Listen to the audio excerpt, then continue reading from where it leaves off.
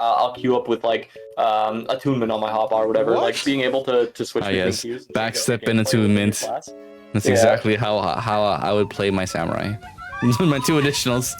Hell yeah. I think that'd be yeah. a cool system to bring back, and it would give us Hello everyone, welcome to Crystal Coffee Time. I am Masie, your resident PvP patter and host of today's show, finalizing our series on Dragoon with Dragoon specialist Stray Wolf. I want to thank Stray for joining us in these interviews. It was a delight having him in our studio. This last segment will be on Dragoon synergies with Dark Knights as well as various other types of commanding, thoughts on Dawntrail, and maybe some tips at the end. If you want to see his content, check the first link below. See an alert for the next episode with Senses by hitting that subscribe and ringing that bell icon. And if you want to see more of these videos in the future as well, click that like. Lastly, these interviews are more informal, as if you, the viewer, are eavesdropping on a conversation between myself and the guest at your local coffee shop, so please enjoy. But no, so Ben, you just like going undercover, basically, Ben. You just like, after, is it something you do for fun then? I assume? Yeah, absolutely. I find, especially in PvP, and a little so in PvE, you almost get name aggro. Like people start seeing your name Don't get over me and started. over, right? Don't get me started with that, bro. Yeah, and so I don't want name aggro because like it skews how I play the game, right? Once I have name aggro, then I gotta like focus on getting these rat monks off of me, and I just don't get to play frontlines, and like the whole enjoyment of it comes from playing frontlines. So No, like that's the only reason I would alt. Like I wouldn't alt to like abuse anything or like farm win rate. Like I can't be asked with any of that stuff, but like I just want to alt so that like I'm not known, so I can just play frontlines for fun, like turn my brain off and do some padding. That's honestly how I have been forced to play recently. I get so much name aggro no matter what server I'm in, and it gets really frustrating because like sometimes where, you know, my main strat is if no one knows who you are, you can go in perfectly fine, right? Like if you are not the tap target, you can go in mostly safe during an engage. But it's gotten to the point where even though I theoretically shouldn't be hit, I can somehow end up getting like bursted in not even a second of me surviving. I just get near them and I just die. Yeah. And I feel like I have a mark on my head at some point. Like it's just I no matter what game I play. Because I think I had a game on Shatter a few days ago where I shouldn't be dying. I was playing on Aether, right? And Aether is really good for commanding on Shatter. Like commanding on Shatter is crazy. Everyone plays hide and seek, and then they jump and dive. It's really cool. So different than Crystal and like I don't know if Primal. I haven't played a lot of Primal. Shadow recently. Shatter is pretty fun. We have a lot of cool strats. Like there's one Dark Knight stack, Dank Lollington's group for Primal Shatter has some crazy creative strats like LOSing outside of the entrance of a cave. So you find which group is deleting their big eyes first, and you wait outside their cave right on that little hump there. And LOS it, and then just hit them when they're exiting the tunnel. And I don't know, like he's done it for hundreds of games at this point, and people still fall for it. And it leads to some crazy like tunnel fights. I like fighting in choke points like that personally. Oh yeah, as a Dragoon, obviously you just full send down the hallway. Exactly. But he also like there's a lot of strats of like taking the other team, like whoever's in first place, you go run down their small ISIS and fight up there, or if you can get a good commander that commands the respect of the rouletters, like you can lead a team around through the other team's spawn and down their ramp to pinch in the ice. Like if one team's fighting them in the tunnel, you can go through their spawn and get like a double pinch on a big ice, which not a lot of teams actually follow through on. I think so the most notorious. I don't say notorious. The most respectable commander on Aether is, I believe, Olivia, and she's well known. I think in the game because she has a lot of macros and she commands. So she can probably like Dank can also command a team to go in a really risky position to pinch an enemy team, like you said, to like flank them on the other side of the hallway, basically speaking. Yeah, I've stacked with Olivia a few times, and I've been like solo queued into Olivia a few times. So I follow her, I follow Vax, and I follow Dank, and like those are the 3 Dark Knights that I actually like respect as far as commanding to dangerous spots. Like I'll follow any Dark Knight that's commanding. I'll help you out because nothing feels worse than trying to Dark Knight command and having 0 and then no one, because then you're just going in to die. Yeah, so I'll follow them up, but like I won't follow I guess for lack of a better term, no-name Dark Knights into dangerous scenarios like that. because it's not worth sacrificing my own battle hive for and throwing away a bunch of free kills. But like Olivia is one of those names that I would follow to hell and back. This is more just like raising up Olivia's names. Like, yeah, Olivia, 100%. We stand her. But where was I? But I feel like Olivia also gets the feeling of being like name hunted, right? That's why I think her tactic is, and I feel like anyone who is a Dark Knight, even though we're talking about Dragoon, right? It's still a similar thing. Like if you're playing Dark Knight, you have to go in and go out as fast as you can, right? You can't stay there for too long because people know. You get the plunge salted off, and then like if you don't have LB for that fight, you don't get to stay in pad. You just gotta guard and float out. Because people will be looking for you. They'll find you. They'll sniff you out. Samurais immediately. They pre-pop that chi 10 and they're like, yeah. Come in, hit me, hit the stupid samurai. Come on, No, absolutely. And like, so good dark commanders will immediately get shot down. Like I know Dank's issue on Primal is like anytime he's commanding a game, like both teams will just gang up on his team. The moment they see him in that first opening fight, it'll just become a 2v1 for the rest of the game. Yeah, but I feel like being able to survive that is great. I feel like as a Dragoon, your ability, because that works in your favor, right? Because you have long AoEs, so you can damage pad really easily, technically speaking. Oh yeah, no, the games when I'm on like Dank's team and he's getting targeted, whatever, those are my biggest pad games, because generally we're probably in last place if we're getting 2v1 hard by like actual PvPers. So I'm getting that extra LP generation. Plus, it's amazing. Like every pull is hitting 2 teams worth of people. Like at that point, I have 48 people I can pad on in like an ideal situation. And then that's how you get 5 mil damage. Yep, yeah. I have 2 screenshots of 5 mil, and I think I have the second highest recorded Dragoon pad outside of like the highest being Emran. Yeah, like, I just can't keep up. Like Emran's a monster. If there's ever a Dragoon player that I'd say diffs me 100%, it's Emran. Yeah, I've seen Emran a couple of my games too. I've tried to challenge him when I was playing Red Mage, and he just managed to like out damage me by so much. And he died twice. I died once, but he just, oh god, like I don't know how he does it. I mean, I do know how he does it. I don't know how he does it while being alive as much as he does. True. Like, that man survives absurd amounts of aggression, and I respect it. I think the highest pad I seen him had was like 6.5 mil. I'm pretty sure he had an 8.5 million pre-nerf as well. Pre-nerf. Well, okay. It was pre-nerf. Yeah. Post-nerf, I think he's touched 6 as Dragoon. Yeah, post-nerf is the one that I've seen in 6 point. I haven't seen the 8 point. God damn. And everyone's saying Scholar is like, yeah, bro, pad as Scholar, pad as Dragoon. Do it. If you have a pad-brained Dark Knight stack, you can absolutely outpad Scholars on Dragoon. Yeah, that is literally what we have on Crystal. Yeah. On Crystal, we have one macro that's just go in. Pulling. Go in. Pulling now. Go. Pulling now, but that's it. Pulling pad him in the timer for it. That's 2 macros. What do you think you need on Crystal for commanding? We don't need positioning macros ever. Yeah. No. So what do you think, right? So we talked about earlier before we started recording, we talked about Dragoon in Dawntrail. Oh boy, the doomer subject. The doomer subject. So from what you have told me, Dragoon is getting reworked. That is what I've heard. I don't have the link to it, but I'm pretty sure they announced that Dragoon was getting a rework in 7.0. Oh no. And I'm kind of nervous about that because the last rework that I was around for, other than Astro gets reworked every freaking expansion, but the last major one I was around for was Summoner, and they gutted the class. Like Summoner turned into a 3-button class. I mean, they made it easy, right? They made it. It's significantly easier. Like you'd still do like fair amount of damage, and you have good mobility and everything on Summoner. Like it's not a bad class by any means, as far as like its place in the meta or its how it belongs in the game. But what I define as bad is it's a low mental load investment class now, and a low APM class. Like you literally have 3 buttons and a homogenized rotation. You don't have to worry about which primal's coming out when, unless you're super optimizing things. Okay, so I feel like for Vera, like skill expression is probably pretty low then, because it's so simplified, right? Yeah. It's got a low skill floor and a low skill ceiling. which doesn't appeal to me as a player. It might appeal to other people. Like, I'm not saying I'm the be-all, end-all of what makes a good class, but of course. I don't enjoy the Summoner rework, and so I'm worried that they're gonna homogenize Dragoon even further. I mean, okay, how many buttons do you have to press right now for for PvE?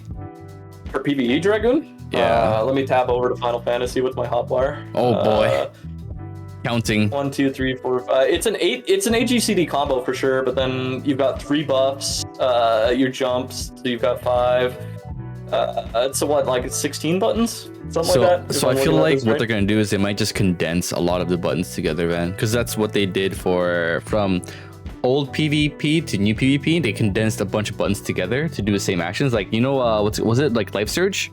Right? Yep. Life Surge and Chaotic Spring, right? I feel like they're very identical in what they do. It's just they just made it a little, you know. Yeah. Yep. I think if they're gonna do that for the Dawntrail route, I think they're gonna turn like Dragonfire Dive and Spine Shatter Dive and like all your kind of normal OGCD jumps just into one button. Like you'll have just like a dive button or whatever with like three or 4 charges, and you can use that as like your gap close with a low potency ability. I don't think they're gonna have it as 3 separate jumps. Oh, he's smart. Do you work for Square Enix? God no. It's inside lore. If we ever see a dive 1 button and it's all just 3 different charges, we know it's you. Yep, that's it. You've discovered my my secret identity. This is why he wanders around seeing how everybody plays in the different servers, so he can tell Square Enix this is what they're actually doing. Yeah. I wish. But like, I'm worried about the rework still because Dragoon's in a really good place right now. It's got a 2-minute rotation. It provides raid buffs. It does good damage. It's got gap closes. It's got sustain with the life surge charges. It's got mobility. Like, it has everything. It's in such a good spot that I don't know what they could do to rework the class without just changing fundamentally how it plays. I think all they're probably gonna do is just like we said earlier, is just simplify it. There's nothing else that they're gonna do. I feel like that will also trickle into PvP. I don't know how they're gonna, because whatever job changes in PvE will change in PvP to some respect. So I don't know what they're gonna change, because I know that come new expansion, come Dawntrail, come to PvP, because it's not 7.0 that PvP gets updated. It's 7.1, I believe. Yeah, that's normally how we do it. So that change will do 1, 2 things. Because I don't think they'll do a full overhaul like what they did from Stormblood to Shadowbringers. Stormblood, Shadowbringers, and then actually no, maybe because Stormblood, Shadowbringers was overhaul. Shadowbringers to Endwalker, complete overhaul because they simplified everything even more, right? So I don't think they're gonna go the route of more simplification. Come Dawntrail, I feel like they're going to just keep the system, but just change the LBs and actions to be more up to date with all the stuff that came out on Dawntrail. Right? Okay, I have a conspiracy theory hot take here. I have a hot take. I think that all the LBs should turn into the same thing. I think melee LBs should be like the braver sword or whatever from like PvE, like just the slash whatever. Have a tank LB that gives you a mid, a healer LB that's like maybe like a party-wide heal. But I think every class should have the same LB within its archetype. So that way you get away from the PvP meta of like, oh, you need a Dark Knight Dragoon combo for the to wipe entire parties because the Dragoon LB landing on them does so much damage, right? Like, it kind of forces you into class comps, right? Like, you're probably running Dark Knight Astro Dragoon Reaper right now. Like, that's depressing. Probably your 4-stack. Depressingly, that's the meta if you do pre-mades. Yeah. Which is kind of... whereas if you turn every LB for each class archetype into the same one across the archetype, you'll get a lot more expression of the classes that people play, right? Like, you'll see a lot more, like, Nins and Monks in the same party instead of, like, Dragoon. But the LB itself just adds some like more character to each job, though, if you're looking like that, like, because like, it gives them some individuality. But I feel like I do agree having some consistency between all like what's it called roles probably does make it a little better, because they used to be a thing for additionals. Additionals used to exist where each role had their own different additionals. I remember the infamous Lelouch Attunement Scholar. Oh, we love that. What do you mean, Backstep Samurai? That's where it's at, bro. Hey, yo. Backstep Samurai, bro. Backstep Dragoon is just how you get more leaps and more gap closing. Absolutely. I would take that any day. I think additionals would be a cool system, actually. Now that you've gotten me on the topic, like, I think if they brought additionals back for Dawntrail, in some extent, like giving you, you know, you got your class hotbar, you've got your unique class LB, and then they gave you just some sort of like duty action button that you could choose. Yeah, it just gives some like even a mod for your class. Yeah, and then you could like swap them out between queues, right? Like you queue a frontlines on like backstep, right? And then like the next game you switch and you're like, yeah, you know what, I wasn't feeling it, maybe I'll queue up with like attunement on my hotbar or whatever, like being able to switch between queues and change up your gameplay within your class. That's exactly how I would play my samurai. My 2 additionals. Hell yeah. So I think that'd be a cool system to bring back, and it would give us a little more skill expression and class variety. Yeah, and some diversity at least, you know. Yes, diversity is very important in my PvP. I don't want to run the same like 200 matches of the same, you know, comp of. Yeah, because it allows you also to be more reactive, right? Because like, let's say it's based on a certain comp, you will run different additionals or different things, right? You can change it. Like if you had the option to change additionals mid game, or like not being game but in the beginning of the game, you could just change them, because I remember that's what you used to be able to do, right? Your team looks like, and you could see who's in queue with you. Even like you could play into the atmosphere of your data center, right? Like you've got your stacks on Crystal, you have your like Iskandar riders and your Striders and groups like that. So like if you know that they're in the same queue as you, and you know they're playing a certain class archetype, like you could change your additionals based on that too. I think that'd be a fun way to play. It would encourage community in the game, right? Like you'd have to keep an eye out for other PvPers. Yeah, and like being able to like, it's a little more like reactive too. I feel like it's gonna be, if you are working for Square Enix, please let them know that this is what they should add. Absolutely, I'm adding it to my meeting notes right now. I'm gonna see Yoshi P tomorrow. Yeah, just let them know, hey, they want additionals back, and skill expression, please. Please, that's like my number one thing. I will harp on that all day. Skill expression in my video game, please. It's an MMO. Let me have it. Exactly. Like, you know, add some fun to it. But yeah, I feel like we've gone for all the talking points. Is there any tips you would like to give to any like budding Dragoon for frontlines and maybe CC? Tips. CC, a good one is learn how to use your walls in CC. It's a huge one for Dragoon. So if you, I don't know if you know this one, Masie, but if you butt up against a wall and you EJ towards the corner, you wall slide it, and what it looks like on the other person's screen is you teleport. Like it's almost like a ninja Shikuchi.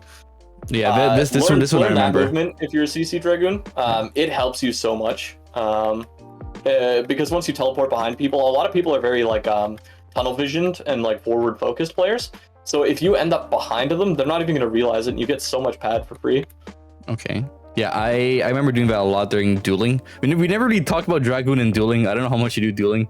I was a bit of a duelist, but that was like pre 6.1. Yeah, okay, so then we'll just delete that from our memory right now. Delete that memory, yeah. Core memory gone. Core memory gone. But yeah, no, the wall slide thing I know. What else would you recommend also too? Probably angles, like we talked about with the Bard. This one applies more to front lines, but I mean it works in CC as well, because cleave is giga important in CC. Like the more players you hit with your ability, that's just more resources being used, and especially when they only have like 4, potentially 5 recoups per fight per player. Like being able to clip 3 players and make them all use one of their recoups is huge. So angles. You ever play League of Legends? I have played Set. That's my experience. Okay, playing Dragoon is like playing Vel'Koz. Like the trigonometry is there. You gotta bounce those angles with your skill shots. It's the same thing with the Wormwind. Like you wanna line those up a lot.